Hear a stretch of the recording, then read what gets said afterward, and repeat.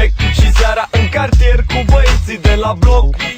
Le spuneai ce vrei să faci, dar ei nu te ascultau deloc. Dar tu mergeai înainte și n-ascultai de cuvinte, că știai că o să-i faci să te țină minte. Vrei să fii președinte, vedetă sau doctor, vrei să fii la înălțime tu în fața tuturor. Ia-ți hainele și pleacă în lume, demonstrează la lume că tu nu ești genul să-ți ardă de glume. Arată-le la toți ce poți, ce știi, ce faci. Chiar nu te-ai săturat să stai, să înduri, să taci. Lumea e răutăcioasă, chiar dacă ți se pare că nu. Invidioasă atunci când li se pare că tu produci mai mult ca ei. Și ca de obicei, de ce să cazi în groapa lor în loc să cadă ei?